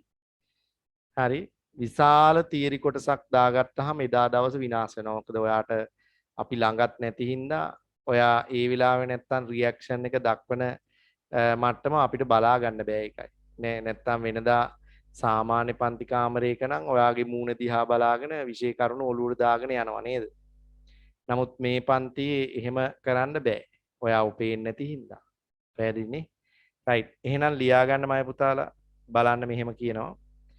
සාමාන්‍ය නිෂ්පාදනයේ යනු විචල්්‍ය යෙදවුම් ඒකකයකට ලැබෙන නිමවුම් ප්‍රමාණයයි මේ පහත පරිදි ගණනය කෙරේ කියලා තියෙනවනේ. එතන වචනයෙන් ලියා ගන්න ඉස්සරලාම සාමාන්‍ය නිෂ්පාදනයේ සමානයි ඉරෙන් උඩ ලියන්න මුළු නිෂ්පාදනය එහෙම නැත්නම් මුළු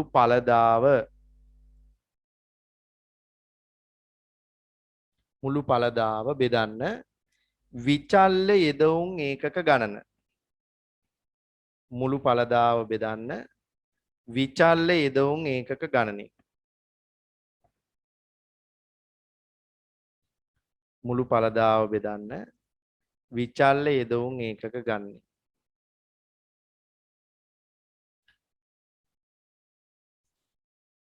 මං ආය කියනවා සාමාන්‍ය ඵලදාව සමානයි ඉරින් උඩ මුළු ඵලදාව බෙදීම විචල්්‍ය යෙදවුන් ඒකක ගණන. මුළු ඵලදාව බෙදීම විචල්්‍ය යෙදවුන් ඒකක ගණන. සංකේත වලින් ලියා ගන්න පුතේ AP සමානයි TP බෙදීම L. AP සමානයි TP බෙදීම L. TP බෙදීම L. හරි. එහෙනම් ඒ කොටසේ අපි කතා කරන අවසාන මේ මාතෘකාවට එන්නේ ආන්තික නිෂ්පාදිතය. එහෙම නැත්නම් ආන්තික ඵලදාව ගැන කියලා දෙන්න යන්න. හොඳට අහගන්න මයි පුතාලා. ඒකත් ටිකක් අමාරුයි. ඒ වුණාට මම මේ කියලා දෙන්නම් උදාහරණත් එක්කලා. එතකොට ඔයාලට මේක තේරෙනවා හොඳට. බලාගෙන ඉන්න ආන්තික ඵලදාව.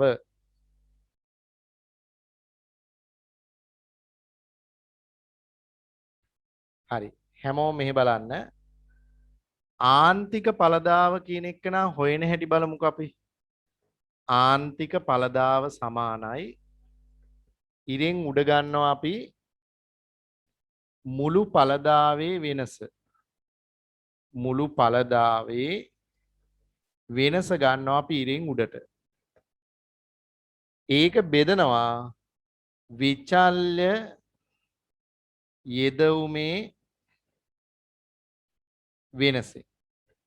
විචල්්‍ය යෙදවුමේ වෙනසෙන් බෙදනවා. බලන්න ආන්තිකයන් හෙව්වේ වෙනස අරගෙන හැම වෙලේමනේ. පාඩම මතක ඇති ආන්තික උපයෝගීතාවය අපි හෙව්වා පළවෙනි පාඩමේ ඩෙල්ටා T U බෙදීම ඩෙල්ටා Q දාලා නේද? ඊළඟට අපි ආන්තික ආවස්තික පිරිවැය හෙව්වා මතකද? x වල නම් ඩෙල්ටා y බෙදීම ඩෙල්ටා x, y වල නම් ඩෙල්ටා x බෙදීම ඩෙල්ටා y. හැම වෙලේම ආන්තිකයන් හොයද්දි වෙනස තමයි අපි බෙදලා ගත්තේ. ඒ විදිහට පුතේ ආන්තික ඵලදාව කියන එක හොයන්නෙත් අපි මුළු ඵලදාවේ වෙනස විචල්්‍ය යෙදවුන් ඒකක ගණනයේ වෙනසෙන් බෙදලා. එහෙනම් අපිට ආන්තික ඵලදාව හොයාගන්න පුළුවන් පුතේ MP සමානයි ඩෙල්ටා TP බෙදීම ඩෙල්ටා L කියලා දාලා. මොකද්ද බලන්න මේ කියන්නේ? මේකෙන් කියන්නේ පුතේ විචල්්‍ය සාධකය අතිරේක ඒකකයකින් වැඩි කරද්දී ඒ හින්දා මුළු ඵලදාවට කොච්චර අතිරේක නිමවුමක් එකතු වෙනවද කියන එක. ආයෙත් කියනවා හොඳ අවබෝධයෙන් අහගන්නකො. විචල්්‍ය සාධකය අතිරේක එක ඒකකයකින් වෙනස් කරද්දී ඒ නිසා මුළු ඵලදාවට අලුතෙන් කොච්චර නිමවුම් ප්‍රමාණයක් එකතු වෙනවද කියන එක. ඒක තමයි පුතේ ආන්තික ඵලදාවෙන් පෙන්නන්නේ. දැන් එහෙම කිව්වහම තේරෙන්නේ නැති හින්දා මෙන්න මේ උදාහරණය ගන්නකො. අර ටෙලර් ෂොප් එක ගැනම හිතන්නමයි පුතාලා. මෙතන විචල්්‍ය සාධකයේ මේ තියෙන මුළු ඵලදාව. දැන් මම මෙතෙන් ගන්නවා ආන්තික ඵලදාව. නිතරම ආන්තික අගයන් ලැබෙන්නේ පුතේ මුළු අගයන් දෙකක් අතර අගයක් විදිහට ලැබෙන්නේ. පාට මතකනේ ඒක. එහෙනම් අපි බලමු දැන් ඔන්න ශ්‍රමිකයෝ සංඛ්‍යාව 2 3 4 5 6 විදිහට වැඩි කරගෙන යනවා. ආයතනයේ මුළු ඵලදාව වෙනස් වෙනවා 2ේදී 4යි 8යි අපි හිතමු 10යි 11යි මෙතනත් 11යි. දැන් ආන්තික ඵලදාව හොයන්නේ ඩෙල්ටා TP බෙදීම ඩෙල්ටා L. ඩෙල්ටා TP බෙදීම ඩෙල්ටා L කියන්නේ මේ අතර අගයක් ලැබෙන්න ඕන. එතකොට ඩෙල්ටා TP කියන්නේ මුළු ඵලදාවේ වෙනස. මුළු පළදාව 4 ඉඳලා 8 දක්වා ඒකක 4ක් වැඩි වෙලා. ඩෙල්ටා L කියන්නේ විචල්්‍ය සාධකයේ වෙනස. විචල්්‍ය සාධකයේ ඒකක 2 ඉඳලා 3 දක්වා එක ශ්‍රමිකයෙක්ගෙන් වැඩි වෙලා. එක්කනයි ශ්‍රමිකයෝ ඇවිල්ලා තියෙන්නේ. ඒ හින්දා ආන්තික පළදාව 4යි. කාට හරි කියන්න පුළුවන්ද මොකක්ද ඔය 4 කියන එකේ අදහස? පන්ති කවුරු හරි හරියට අල්ලගත්තා නම් කියන්නේ ඔය 4යි කියන පිළිතුරේ අදහස මොකක්ද? ඈ මොකක්ද ඔය 4යි කියන පිළිතුරේ අදහස? පුතේ අදහස තමයි තුන්වෙනි ශ්‍රමිකයා වැඩට ආවට පස්සේ එයා හින්දා මුළු පළදාවට අලුතෙන් එකතු වෙලා තියෙනවා ඒකක කීයක්ද? 4. හරිනේ. දෙවෙනි ශ්‍රමිකයා ඉද්දි මුළු පළදාව 4නේ තිබ්බේ. තුන්වෙනි ශ්‍රමිකයා දැම්මට පස්සේනේ මුළු පළදාව 8ක් වුනේ. ඒ කියන්නේ තුන්වෙනි ශ්‍රමිකයා හින්දා මුළු පළදාවට අතිරේකව එකතු වෙලා තියෙනවා ඒකක 4ක්. එහෙනම් 4 වෙනි ශ්‍රමිකයා හින්දා මුළු පළදාවට කීයක් එකතු වෙලා තියෙනවද බලමු. ඩෙල්ටා TP 2යි ඩෙල්ටා L 1යි. ඒ කියන්නේ 4 වෙනි ශ්‍රමිකයා හින්දා මුළු පළදාවට අලුතෙන් 2ක් එකතු වෙලා.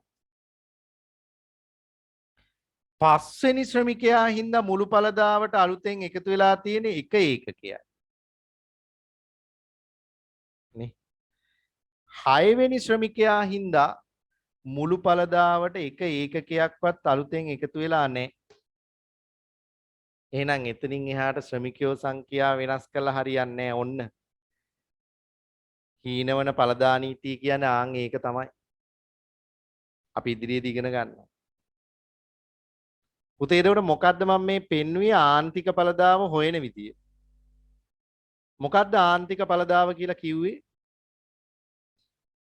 නිෂ්පාදන ක්‍රියාවලිය තුල විචල්්‍ය සාධකය අතිරේක එක ඒකකයකින් වෙනස් කරද්දී ඒ හින්දා මුළු පළදාවට අතිරේකව එකතු වන නිමවුම් ප්‍රමාණයට අපි කියනවා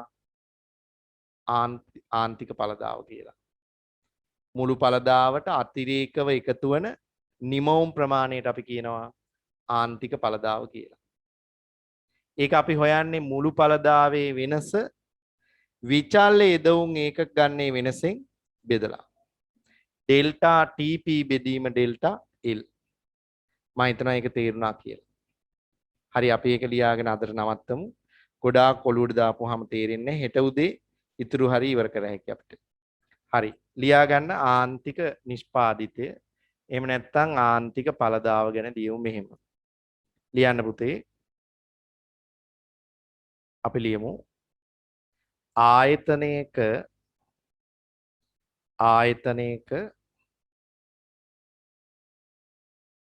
නිෂ්පාදන ක්‍රියාවලිය තුල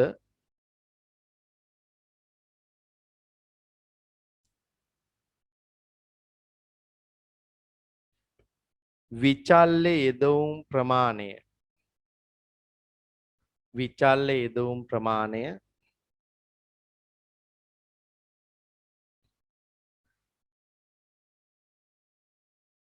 අතිරේක ඒකකයකින්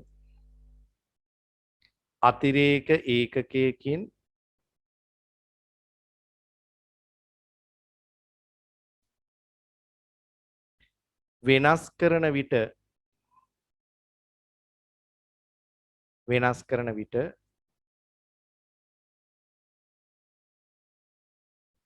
මුළු පළදාව තුලට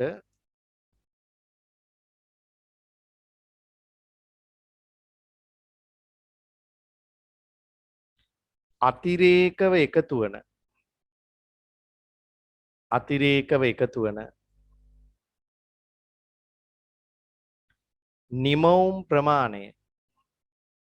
නිමවුම් ප්‍රමාණය ආන්තික ඵලදාව වේ. ආන්තික ඵලදාව වේ.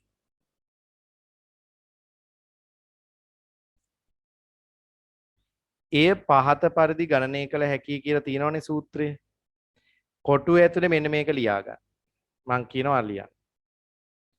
ආන්තික ඵලදාව නැත්නම් ආන්තික නිෂ්පාදිතයේ සමානයි. ඉරෙන් උඩ ලියන්න මුළු ඵලදාවේ වෙනස් වීම. මුළු ඵලදාවේ වෙනස. ඉරෙන් යට ලියන්න විචල්්‍ය යෙදවුම් ඒකක ගණනයේ වෙනස. විචල්්‍ය යෙදවුම් ඒකක ගණනයේ වෙනස. විචල්්‍ය යෙදවුම් ඒකක ගණනයේ වෙනස. සංකේත වලින් ලියන්න MP සමානයි ඉරෙන් උඩ ඩෙල්ටා TP බෙදීම ඉරෙන් යට ඩෙල්ටා L. MP සමානයි ඩෙල්ටා TP බෙදීම ඩෙල්ටා L. හරි. ඔච්චර තමයි මම අද දවසේ වත් එක්ක කතා කරන්නේ. හෙට දවසේ අපි හීනවන ඵලදා නීතිය සහ ගණනය කිරීම කරනවා. හෙට පන්තියට සහභාගී වෙද්දී ප්‍රස්ථාර කොලයක් අනිවාර්යයෙන්ම අවශ්‍යයි. ඒක අලව ගන්න මම ප්‍රස්ථාර සටහන් දෙක අඳින්න පිටු අංක 8 ඉතුරු කරලා තියෙනවා. හැබැයි මෙතන අඳින්න බෑ ඔයාට. ඔයා ප්‍රස්ථාර කොලයක අඳින්න වෙනවා. සරල ප්‍රස්ථාරයක් අඳින්න මම අවස්ථාව මෙතන දෙන්නම්. ඔරිජිනල් ප්‍රස්ථාරය ඔයා ප්‍රස්ථාර කොලයක අඳින්න ඕන. හරි.